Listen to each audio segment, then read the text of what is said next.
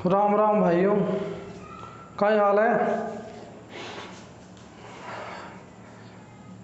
अपन ने ओम के नियम तक तो पढ़ लिया था, हैं। ओम के नियम की व्युत्पत्ति नहीं की अपन ने, प्रतिरोध पढ़ लिया था।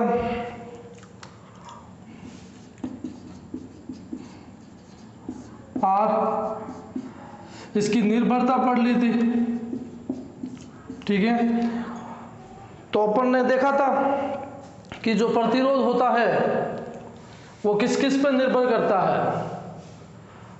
देखो, आराम से पढ़ो, मज़ा आएगा, कोई दिक्कत नहीं होगी इसमें, ठीक है। जो चीज़ नहीं समझ में आवे उसको कमेंट करो, बता दिया जाएगा। और ध्यान लगा के समझो, समझ में आ जाएगा। ऐसी कोई चीज़ नहीं है जो समझ में नहीं आएगी। और फिजिक्स में तो आपको पता ही है, बड़ा मज़ा आता है पढ़ने में। अगर एक बार समझना शुरू कर दिया ना आपने, फिर तो इसमें इंटरेस्ट इतना बढ़ जाता है कि उसमें से क्वेश्चन निकलते आते हैं ऑटोमेटिकली। ये क्या होता है, वो क्या होता है। तो फिजिक्स पढ़ने का तो अपना मज़ा ही अलग है, ये तो आपको ही पता है, ठीक है। तो इसको ध्यान लगा के पढ़ो और इसमें इंटरेस्ट लो, क्या है क्या नहीं है, कैसे होता है, क्या कैसे हुआ, कैसे होगा, अगर इसका ऐसा हो जाए तो कैसे होगा, ठीक है। बहुत सारे क्वेश्चन पुटअप होते हैं। जो आपके माइंड में क्वेश्चन आए बता दो, भी को जवाब मैं दे देशू, ठीक है। तो थाके कोई चीज़ नहीं समझ में आवे ना तो थे मैंने पूछ सको आराम हो, कोई दिक्कत को नहीं हुए भी मान, ठीक है। तो आप कहीं पढ़ लियो, आप यो पढ़ लियो कि प्रतिरोध की चीज़ पर निर्भर करे। यह चीज़ में थाने बता दी कि प्रतिरोध की चीज़ पर निर्भर करे। प्रतिरोध एक तो चालक जो तार हुए, चालक तार है कि लंबाई पर डिपेंड करे, लंबाई एल पर निर्भर करे, ठीक है। दूसरो वोकी पर डिपेंड करी, ये चालक तार को जो क्षेत्रफल उसी ने ये दो चीज़ों पर वो निर्भर करे, ठीक है। एक तो किस पर डिपेंड करेगा, लंबाई पर, और एक किस पर निर्भर करेगा, तार का जो अनुप्रस्थ काट क्षेत्रफल है उस पर, ठीक है। तो ये मैंने बता दिया था कि आर जो लंबाई पर होता है वो किस प्रकार डिपेंड करता है, समानुपाती। और आर जो क्षेत्रफल पर होता है वो क्या होता है, 1/a, व्युत्क्रमानुपाती।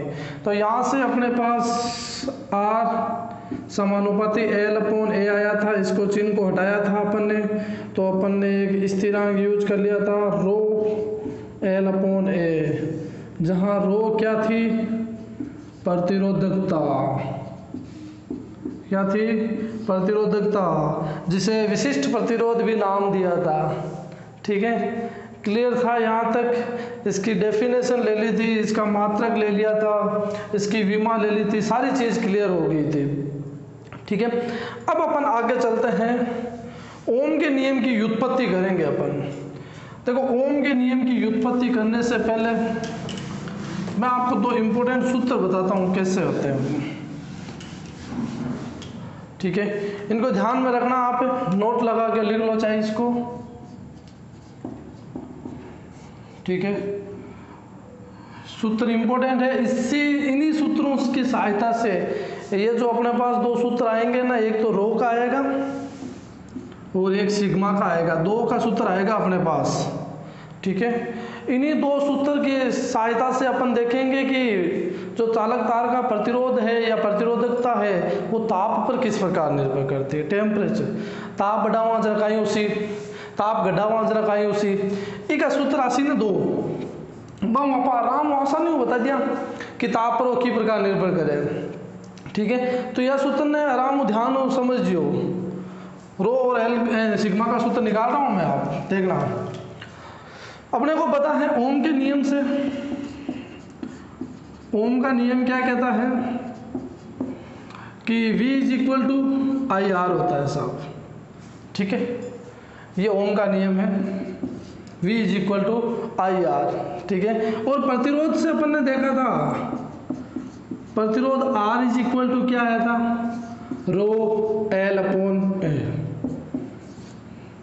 ठीक है। ई आर को मान अटे रख दियो, देगा ये आर को मान आप अट रख दिया, वहाँ से नापन कन काया जैसी V आई है ही है, रो एल अपॉन ए। ये सूत्र आ गया। इसको थोड़ा सही तरीके से लिखता हूँ, आपको देखो ध्यान में आएगा। V is equal to I upon A rho L. ये भी डिवाइड में ही है, लेकिन मैं इसको ए को इसके नीचे ले आया ताकि आपके पास एक डेफिनेशन आ जाए। आई अपॉन ए, याद आया कुछ? ठीक है, आई अपॉन ये यहाँ पर क्या होता है, जे, धारा घनत्व आई अपॉन ए। एकांक क्षेत्रफल से गुजरने वाली धारा ही धारा घनत्व कहलाती है। वैसे देखा जाए तो ये एक सदिश राशि है।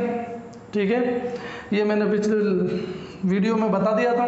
तो यहाँ पर आई अपॉन ए की जगह मैं कहीं रख दूँ, जे रख देता हूँ। तो V इज इक्वल टू अपने पास आ गया जे रो एल, ये आया। ठीक है, एक संबंध मैंने और बताया था कि आप एक चीज़ और याद रखना, विद्युत क्षेत्र और विभव में संबंध। ठीक है, ये आपके चौथे पार्ट में है, वैसे तीसरे पार्ट में विद्युत विभव के संबंध में है। विद्युत विभव जो है उस यूनिट में है ये पार्ट, ये संबंध। लेकिन मैंने आपको ये बताया था कि इसको याद रखना, कौन सा, विद्युत क्षेत्र एवं विद्युत विभव में संबंध क्या आया था, V is equal to E L. वो दूरी कोई सी भी ले लो आप, प्लीज, जरूरी नहीं है। यहाँ पर ई एक्स भी ले सकते हैं, ई आर भी ले सकते हैं। ठीक है, दूरी क्या ले रहे हैं उस पर डिपेंड कर रहा है। मैंने यहाँ दूरी एल ली है। ठीक है, यहाँ दूरी एल ली है, इसीलिए अपन क्या ले लेते हैं, V is equal to E L. ठीक है, इसकी जगह मान रख दो, इस V का मान यहाँ रख देते हैं। ठीक है, चलो रख देते हैं। V की जगह मैंने ई एल रख दिया, और आगे क्या है, रो जे और एल। तो भाई एल से एल कैंसिल। ठीक है, E इज इक्वल टू क्या है अपने पास, E इज इक्वल टू अपने पास क्या आया, रो जे। ठीक है, E इज इक्वल टू क्या आया, रो जे। ध्यान में रखना, यहाँ से सुनो, E इज इक्वल टू क्या आया, रो जे।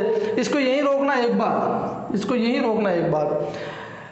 अपन ने चालकता की डेफिनेशन ली थी, चालकता। इससे जस्ट पिछले वाले लेक्चर में मैंने बताया था चालकता का ही हुए, चालकता जिसे अपन ने सिग्मा द्वारा प्रदर्शित किया था, सिग्मा इज इक्वल टू 1 रो।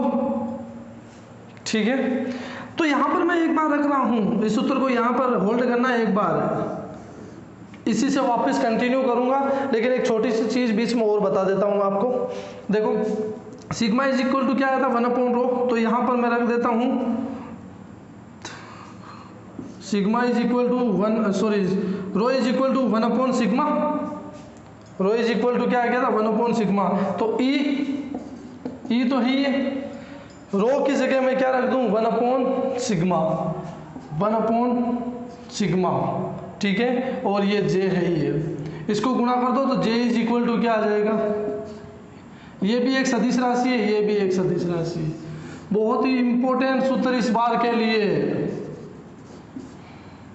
इसे ओम के नियम का सूक्ष्म रूप कहा जाता है। सूक्ष्म रूप, या अपन क्या कह सकते हैं, सदिश निरूपण, सदिश रूप। ठीक है, छोटा रूप, जो भी नाम देना चाहे अगला कैसे भी दे सकता है। ये क्या है, ओम के नियम का सूक्ष्म रूप, J is equal to sigma E, J is equal to sigma E. ध्यान रखना, यह बहुत इस बार के लिए बहुत ही इंपॉर्टेंट है, J is equal to sigma ई।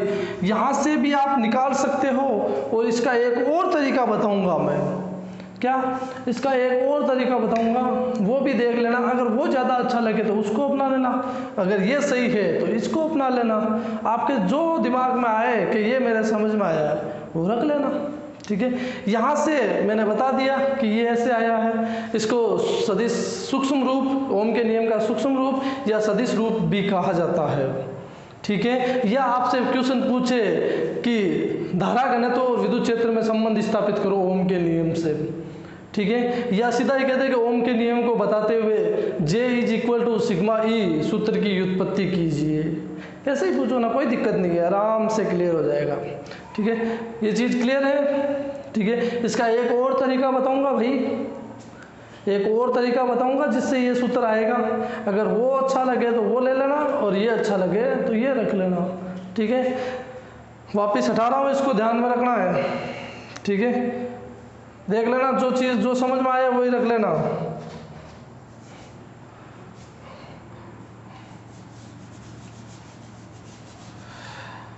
तो यहाँ से E इज इक्वल टू अपने पास क्या आया था, रो जे, तो रो इज इक्वल टू मैं क्या ले रहा हूँ, E अपॉन जे। ये सूत्र ध्यान में रखना, rho is equal to E upon J. ठीक है, इसको नोट रखना। ठीक है, तो यहाँ से सिग्मा इज इक्वल टू होता है 1 upon rho, sigma is equal to 1 upon rho, तो सिग्मा इज इक्वल टू सूत्र क्या रहेगा, जे अपॉन ई। ठीक है, ये दो सूत्र है। इसमें अभी और मान रखेंगे, अभी खत्म नहीं हुआ है। अभी मैंने सिर्फ क्या निकाला है, rho is equal to E upon J निकाला है। ठीक है, अभी इसको और सूत्र निकालेंगे, अभी और रखेंगे, अभी सूत्र नहीं आया है, यहाँ पर ध्यान रखना, होल्ड करना है इसको। ठीक है,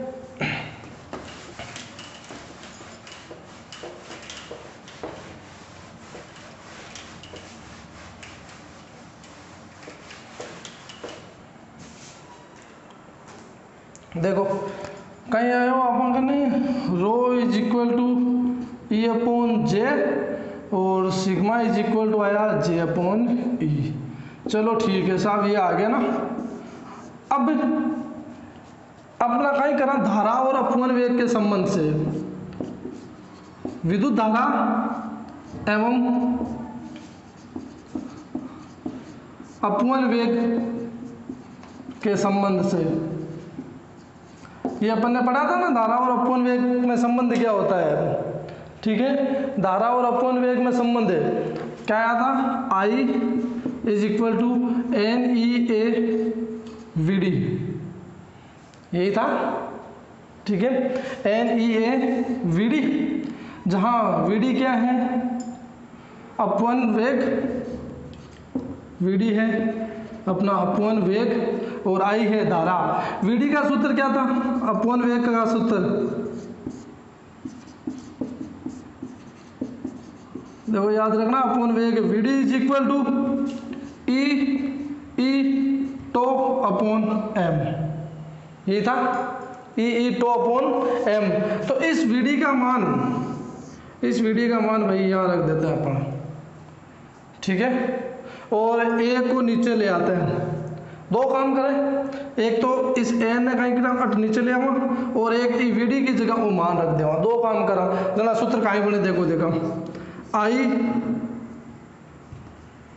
आई अपॉन ए को नीचे ले आयो, एन ई और वीडी की जगह वो सूत्र रखा जना ई टो अपॉन एम ओ भाई, और आई अपॉन ए कहीं बने धारा घनत्व, फिर आई को धारा घनत्व चीज ने ध्यान रखनी है। I upon A is equal to कहीं बने जे बने, जे क्यों बनावा तो कहीं बताऊँ, जे क्यों काटियो मैं, जे को मान मैंने हटे रखनू है। ठीक है, ये वास्ते जे काटियो, मैंने सिग्मा को मान निकाल लूँ, मेरे को रो का और सिग्मा का मान चाहिए, तो सिग्मा और रो का जो सूत्र आया वो ई अपॉन जे आया है। अब मैं क्या करूंगा, मैं जे का मान यहाँ से निकालूंगा कहीं ना कहीं से, फिर मैं जे का मान रखूंगा तो एक सूत्र आएगा टो में, टो के रूप में एक सूत्र आएगा विश्रांति काल, वो ताप बढ़ेगा तो विश्रांति काल बढ़ेगा घटेगा, ये तो आगे बताऊंगा क्या होगा। ठीक है, पर वो टो के रूप में आएगा ना, तो अपन उससे ताप की निर्भरता भी देख पाएंगे, आराम से समझ में आ जाएगी। ठीक है, तो अपने को जे चाहिए था, तो मेरे को जे चाहिए इसीलिए मैं यहाँ आया था, इसीलिए जे का सूत्र चाहिए, तो जे आ गया, और ये क्या आ गया, N E square E tau upon M. इस जे का मान भाई इसमें रख दो, कहाँ रख दो, इस जे का मान rho is equal to E upon J में रख दो। ठीक है, सूत्र थोड़ा बड़ा हो रहा है, ध्यान रखना, पर एकदम सिंपल है, कोई दिक्कत नहीं आएगी आपके। ठीक है, रो इज इक्वल टू आया ई अपॉन जे, जे का सूत्र मैंने यहाँ से निकाला तो यहाँ इसमें रख देता हूँ, ठीक है। देखो इसमें रखते हैं तो क्या आएगा,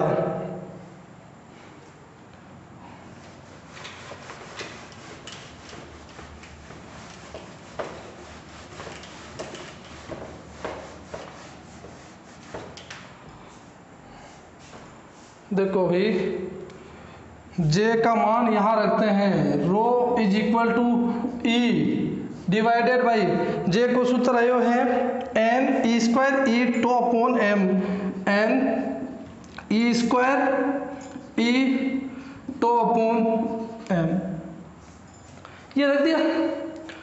एम ऊपर चले जाए, ई कट जी, तो rho is equal to M बट्टा एन ई स्क्वायर, तो ये लो साहब, ये सूत्र आ गया, ठीक है। ये तो आ गया रो सिग्मा, इसका उल्टा होता है, रो का उल्टा क्या है सिग्मा, तो sigma is equal to 1 upon rho होता है, तो सिग्मा इज इक्वल टू, इसको डिवाइड करो 1 अपॉन एम बट्टा एन ई स्क्वायर, तो वो सारी चीज़ ऊपर चली जी, एम नीचे रही जी, N E square tau upon M, ये sigma is equal to N E square tau upon, ये दो सूत्र ध्यान में रखना है, ठीक है। ये दो सूत्र ध्यान में रखना है, एक तो rho is equal to M N E square tau upon M, और sigma is equal to N E square tau upon M, एक दूसरे का उल्टा, ठीक है। सूत्र ध्यान में रखना। इससे अपन क्या करेंगे, ओम के नियम की व्युत्पत्ति करेंगे, ये दो काम आएंगे देखना, ठीक है। चलो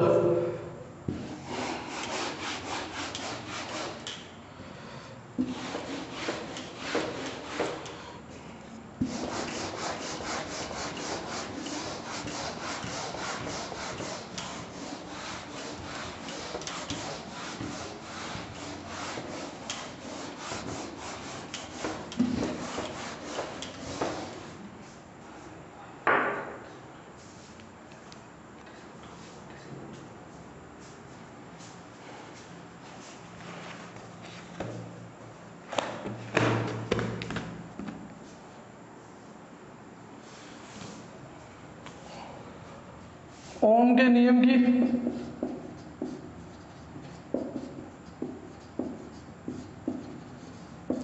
नियम की व्युत्पत्ति, ठीक है। ओम के नियम की व्युत्पत्ति करते हैं अपन। देखो धारा और अपूर्ण वेग के संबंध से बड़ो सिंपल है, बड़ो ही सिंपल है, आराम समझियो, एकदम सिंपल है, ठीक है। देखो धारा एवं अपवन वेग के संबंध से बड़ी सिंपली तरीके से बता रहा हूँ, बड़ी ही सिंपली तरीके से बता रहा हूँ, मैं कह रहा हूँ आराम से समझ में आ जाएगा, थोड़ा बहुत ध्यान रखना, बस इतना सिंपल बताऊँगा कि कभी नहीं भूल पाओगे, ठीक है। बस थोड़ा ध्यान इधर रखना, बस थोड़ा सा, ज़्यादा नहीं, थोड़ा सा ध्यान केंद्रित कर लो यहाँ पर, बस समझ में आ जाएगा आपको। वापस रटने की, मैं कह रहा हूँ रटने की तो मेरी क्लास में ज़रूरत ही नहीं पड़नी चाहिए, ठीक है। हर चीज़ समझाऊँगा, हर चीज़ तर्क के साथ समझाऊँगा, अपनी भाषा में एग्जाम्पल दे के समझाऊँ भाई, हर चीज़ समझा जुटाने हैं, कोई दिक्कत नहीं आबादी फिजिक्स में, एकदम ईजी कर देंगे इसको, ठीक है। और आए काम आवे आपने तो चारों में फिजिक्स भी ना है कहीं, तो इसको इंटरेस्ट लेके पढ़ो आप, मज़ा आएगा वास्तव में, ठीक है। तो धारा और अपूर्ण वेग में संबंध है अपने पास, I is equal to N E A V D, ये संबंध है, ठीक है। ये V D is equal to है अपने पास ई टू अपॉन एम, ठीक है। ये वी डी का मान है, ठीक है। तो then I is equal to क्या आ जाएगा अपने पास, भाई वी डी का मान अठे रख देंगे, तो आई इज इक्वल टू अपने पास I N E A E tau upon M, ठीक है। इस एन नीचे लेवा फाचो I upon A is equal to N E square E tau upon M. देखो भाई सूत्र था याद रखना है, ठीक है। सूत्र क्या आया था, rho is equal to M upon N E square tau, और सिग्मा इज इक्वल टू अपने पास आया था N E square E upon M, उल्टा हुआ था, ठीक है। तो ये सूत्र याद रखना, उल्टा तो नहीं लिख दिया मैंने, ठीक है। तो यहां से I upon A is equal to क्या बना J, I upon A is equal to क्या बना जे, और N E square tau upon M into E. इस ई टो को इधर है, ई को इधर रख दिया, बस अरेंज करा थोड़ा सा, क्या करा है, थोड़ा सा अरेंजमेंट करा, इस टो को इधर रख दे, ई को इधर ले जाए, तो यो भी जो सूत्र है वो की को है, ई को है, की को है, ई को है कोई, तो ई की जगह कहीं रख दे, आ चीज रख दे, ले भाई जे इज इक्वल टू, इस पूरे की जगह अपन ने सिग्मा ई रख दिया, अल्लाह J is equal to sigma E, अल्लाह सूक्ष्म रूप ओ आयो, सदिश रूप, सदिश में ले तो ये, अगर वो तरीका सही लगता है तो वो देख लो, ओ भाई ये तरीका सही लगता है तो यहाँ आप कोष्टक में रख दो, here sigma is equal to N E square tau upon M, बस ये डायरेक्ट आएगा। अगर वो करना चाहो तो वो कर लो, जो आपको समझ में आया वो रख लो, ठीक है। यहाँ से सूक्ष्म रूप तो आ गया, लेकिन मेरे को v is equal to I R सिद्ध करना है भाई। वैसे मोस्ट इंपॉर्टेंट तो यही है, लेकिन अपन ने तो ओम का नियम सिद्ध करना है अपने को, तो ओम का नियम v is equal to I R है, ठीक है। तो ये आ गया अपने पास सूक्ष्म रूप, दोनों तरीके आ गए, ठीक है। इसको मैं हटा रहा हूँ वापिस भाई।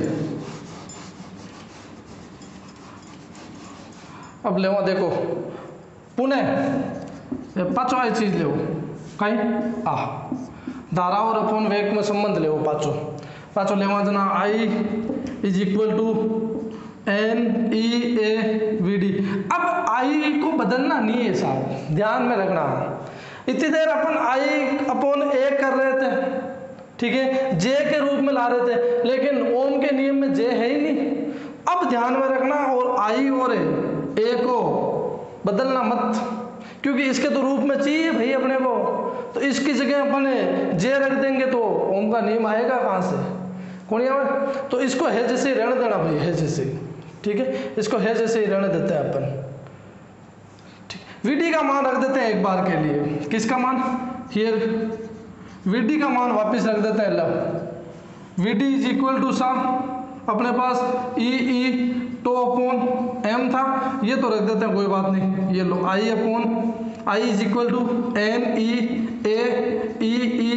टो अपॉन एम, ठीक है, या एन ई स्क्वायर दे भाई, एन ई स्क्वायर, ठीक है, ए ई टो अपॉन एम, ठीक है।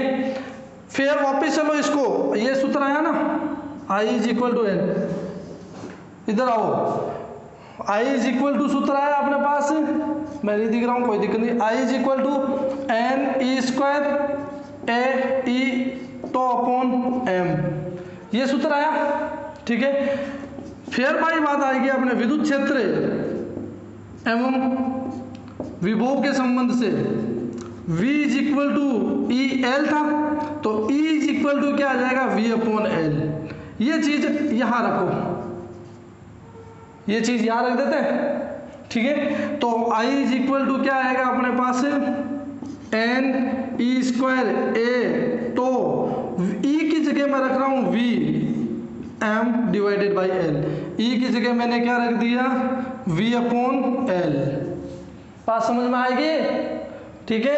E की जगह V अपॉन एल रख दिया, कोई दिक्कत नहीं है, ठीक है। अब देखो ये n, इसको अरेंज कर देते हैं थोड़ा, n E square tau upon m, ये a है, ये v है, और ये अपॉन m l है, ठीक है। इसकी जगह n E square tau upon M, N E square E tau upon M, E साथ में N E square, N E square, ये मैंने क्या था कंफ्यूजन हो गया, E N E square tau upon M, N E square tau, E नहीं है यहाँ पर टो है, ठीक है।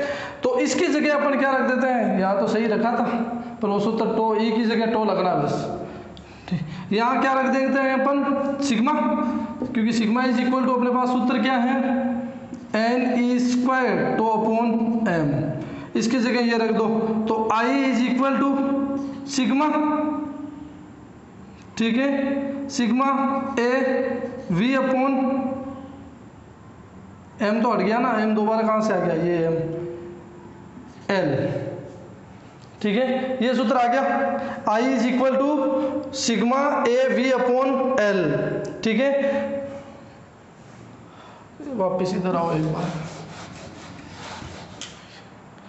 यहां तक क्लियर है। इसकी जगह अपन ने क्या रख दिया है, सिग्मा रख दिया है, तो अपने पास जो सूत्र आया है वो आया है E is equal to sigma A V upon L, ये आया है, ठीक है। इसको रहने दो, सिग्मा की जगह sigma is equal to 1 upon rho होता है, तो rho is equal to 1 upon sigma, ये तो करने की जरूरत ही क्या है। सिग्मा की जगह मैं क्या रख दूं, आई इज इक्वल टू सिग्मा की जगह 1 अपॉन रो रख दूं, ए है ही है, वी है डिवाइडेड बाई एल, ठीक है। अब V is equal to I R होता है सूत्र, V is equal to I R, ठीक है। तो वी को एक तरफ रहने दो और बाकी को इधर भेज दो सबको, वी को एक तरफ रहेंगे तो आई रो,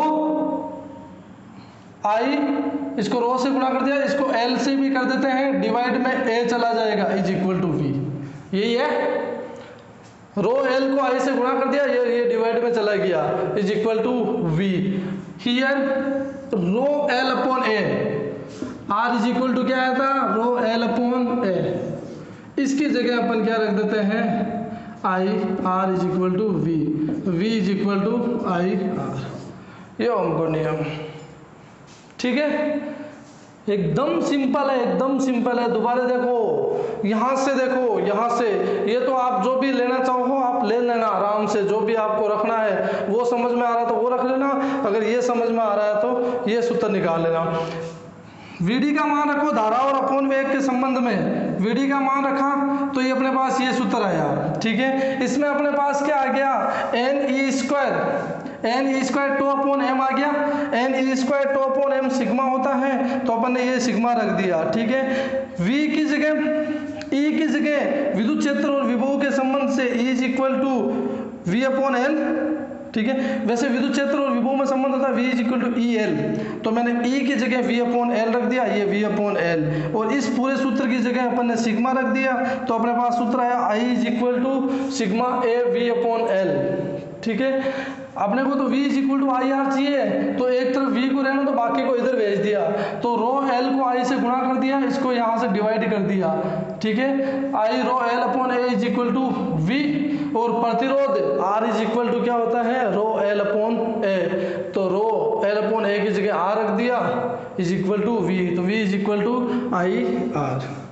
तो भाई ये सूत्र काम आया, ठीक है।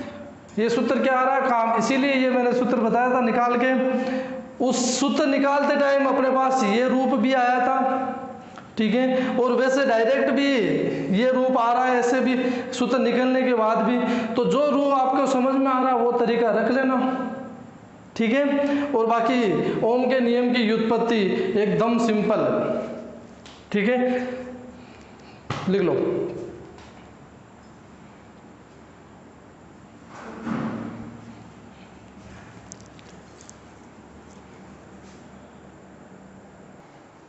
हाँ तो देखो भाई, मारो यही चले, एक बटे तो थे था के हिसाब को समझ लीजिए, ठीक है। अब देखो ओमिय एंड अनोमिय युक्तियां, ओम के नियम तक हो गया। अब देखते हैं अपन ओमिय और अनोमिय युक्तियां। अनोमीय युक्तियाँ। नाम से ही अपने आप को डिफाइन कर रही है भाई। ये दो प्रकार की युक्तियाँ होती है, ठीक है। एक तो ओमीय युक्तियाँ होती है, एक अनोमीय युक्तियाँ होती है, ठीक है। दो युक्तियाँ होती है। अब दो युक्तियाँ हैं तो प्रतिरोध भी दो ही होंगे, एक तो ओमीय प्रतिरोध, ठीक है, एक अनोमीय प्रतिरोध। अब कई कह रही हो, देखो ओमीय युक्तियाँ, सबसे पहला मैं बात करूं ओमीय युक्तियों की। अब भाई ओमीय युक्तियाँ हैं, अन है, इसको नाम कह रहे हो ओमीय युक्तियाँ हैं, तो सीधी सी डेफिनेशन यूँ बने कि वो युक्ति, वह युक्तियाँ जो ओम के नियम की पालना करती हो, ओम के नियम की पालना करती हो। सीधी सी डेफिनेशन तो ये है कि वहाँ पर सीधी सी परिभाषा कि वह युक्तियाँ जो ओम के नियम का पालन करती हो, ओमीय युक्तियाँ हैं, ठीक है। या दूसरी डेफिनेशन लेना चाहो, वह युक्तियाँ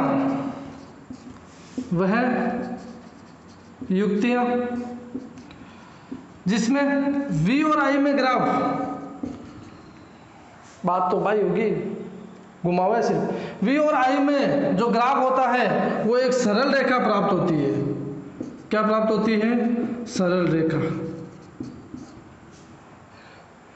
जिन युक्तियों में V और I का जो ग्राफ होता है वो क्या होता है? एक सरल रेखा के रूप में होता है। उन युक्तियों को अपन क्या कहते हैं? ओमीय युक्तियाँ, ठीक है। वह युक्तियाँ जिनमें V और I के मध्य ग्राफ एक सरल रेखा होती है, सरल रेखा के रूप में होता है ग्राफ, उन युक्तियों को ओमीय युक्तियाँ कहा जाता है। या वह युक्तियाँ जो ओम के नियम की पालना करती हो, जो किसकी करती हो? ओम के नियम की पालना करती हो, ओमीय युक्तियाँ कहलाएगी, ठीक है। अब इसका ग्राफ यही होगा, सीधी रेखा होनी चाहिए, ठीक है। अब ओमीय प्रतिरोध, इसी को डायरेक्ट साथ में ले लेते हैं, ओमीय प्रतिरोध,